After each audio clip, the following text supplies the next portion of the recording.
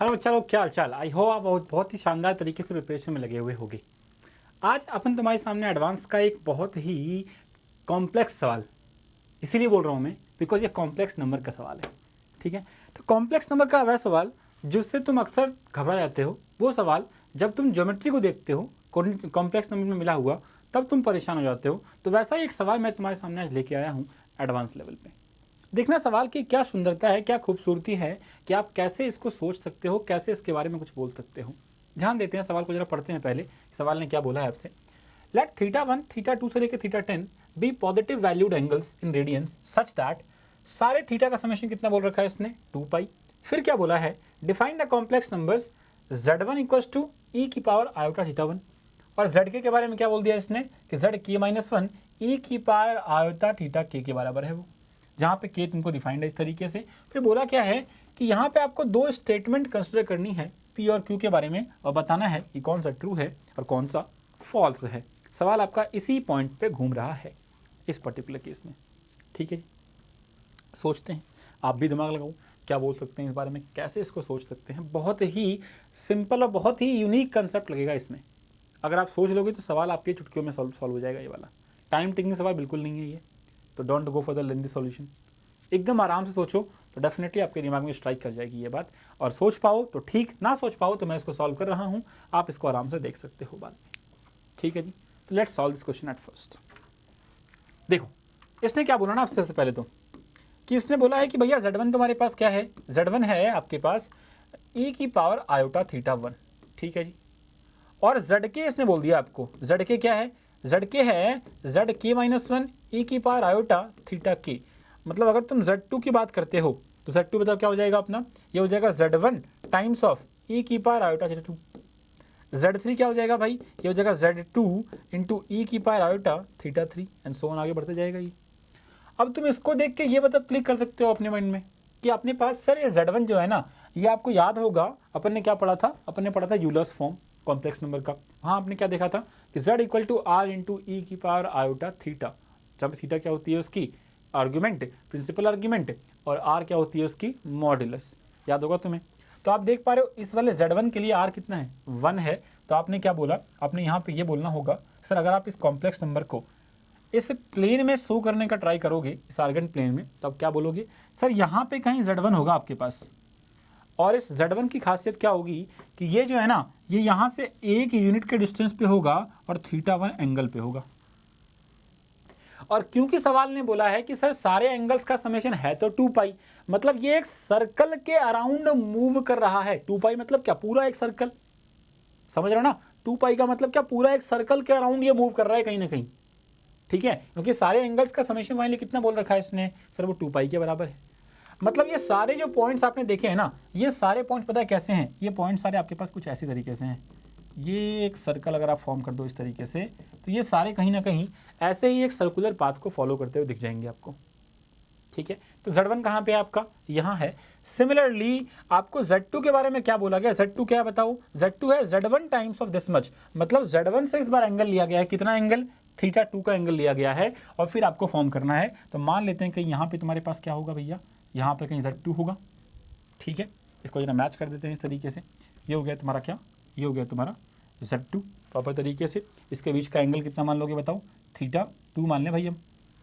ठीक है, सिमिलरली कहीं तुमने यहाँ मानना होगा z3 को, और z3 के बारे में सेम बातें अपन बोलेंगे कि इसके बीच का एंगल कितना हो जाएगा, θ3 हो जाएगा। और इस तरीके से चलते आ रहा है, जहाँ पे आपने क्या देखा कि सारे थीटास का समेशन कितना है फाइनली, ये आपके पास गिवन है। कितना गिवन है भाई, ये गिवन है आपको 2π के बराबर। और सवाल क्या है, जब हमने p स्टेटमेंट को देखा तो आप बताओ तुम्हारा p स्टेटमेंट क्या बोल रहा है कि सर ये इसकी वैल्यू मांग रहा है आपसे, z2 माइनस z1 का मॉड, z3 माइनस z2 का मॉड। और आपको पता है कि दो कॉम्प्लेक्स नंबर के डिफरेंस का मॉड का मतलब क्या, ये उन दोनों कॉम्प्लेक्स नंबर के डिस्टेंस के बीच बात कर रहा है। मतलब इन दोनों कॉम्प्लेक्स नंबर z2 और z1 कॉम्प्लेक्स नंबर अगर तुम आर्गेंट प्लेन पे लेके आते हो, इन दैट केस दोनों के बीच का डिस्टेंस क्या है वो ये स्पेसिफाई करता है, कौन, मॉड z2 माइनस z1। ठीक है ना, मतलब मॉड z2 माइनस z1 का मतलब पता है कौन सा डिस्टेंस है, ये बात कर रहा है कहीं ना कहीं इस वाले डिस्टेंस की। क्लियर है पॉइंट क्या आपको, ये रेड डिस्टेंस आपको दिख रहा है ना, ये डिस्टेंस की ये बात कर रहा है आपसे। सिमिलरली जब ये z2 माइनस z3 की बात करता है, तो ये किस चीज़ की बात करता है, इसकी बात करता है फिर तो ये इस केस में। क्या ये पॉइंट क्लियर है आपको अच्छे तरीके से? ठीक है बच्चा। और आपने क्या देखा सर, इस केस में हर एक के लिए मॉडुलस कितना है, हर एक कॉम्प्लेक्स में Z1 Z2 Z3 आपके लिए कितना है, 1 ही तो है। और अगर ये 1 है तो आपको पता है कि जब हम बात करेंगे किसके लिए पता है, अगर हम बात करते हैं इस लेंथ की, कौन से लेंथ की, इस कर्व्ड लेंथ की, तो आप जरा सोच के मेरे को बताना कि कर्व्ड लेंथ के लिए आप क्या बोलते हो, L इक्वल टू कितना, R थीटा। आपको पता है R कितना है फाइनली आपका, R तो आपका यहाँ पे 1 है, तो आपने L क्या बोल दिया, थीटा के ही बराबर, मतलब ये 2 पाई के बराबर हो जाएगा। मतलब जो कंप्लीट आपकी लेंथ है ना वो 2 पाई के बराबर, ऑब्वियस सी बात है। बट यहाँ पे ध्यान देंगे, जब हम यहाँ पे बात करेंगे सर ये लेंथ क्या है, तो आप बोलोगे सर ये लेंथ जो होगी ना, अगर आप इस लेंथ को इस लेंथ से, मतलब कर्व्ड लेंथ को अगर आप इस स्ट्रेट लेंथ से कंपेयर करते हो, तो आप बताओ कौन सी लेंथ बड़ी होगी आपकी, कर्व्ड वाली या स्ट्रेट वाली, तो ऑब्वियसली कर्व्ड वाली। दैट मीन्स आप यहाँ पे जरूर बोल सकते हो कि सर Z2 माइनस Z1 का जो मॉड होगा ना, ये ऑलवेज लेस देन होगा या इक्वल टू, इस केस में नहीं होगा वैसे तो, बट इक्वल टू ही बोल सकते हैं अपन कि लेस देन इक्वल टू होगा किससे, इस एंगल से। और एंगल क्या है आपका इस बारी, θ2 वाला। क्लियर है क्या? और इसने क्या बोला था यहाँ पे, इसने फाइनली Z1 माइनस Z10 भी लिया है, और आपको पता है कि फाइनली आपके पास कहीं यहाँ पे Z10 भी आने वाला रहेगा, जिससे थ्रू आप इस एंगल की बात करोगे, है ना। तो ये आपका θ2 का एंगल हो गया। फिर आप आगे बढ़ोगे तो क्या मिलेगा आपको, सिंपली θ1 का एंगल मिलेगा, एंड सो ऑन। आप पूरा मूव करोगे ना एक सर्कल के अराउंड, तो आपको क्या मिलेगा फाइनली, आप बताओ क्या बोल सकते हो कि सर ये क्या दे रहा है आपको, बताओ जरा, ये क्या बोल रहा है आपको, ये दे रहा है इस स्ट्रेट लेंथ की बात। और स्ट्रेट लेंथ जो है ना आपकी पूरी, अगर तुम सारे लेंथ को ले लोगे, Z2 minus Z1, Z3 minus Z2 and so on, सब लेंथ को अगर ले लोगे ना, तो ये हमेशा इस पूरे कर्व्ड लेंथ से क्या होगा, हमेशा ये छोटा या बराबर होगा।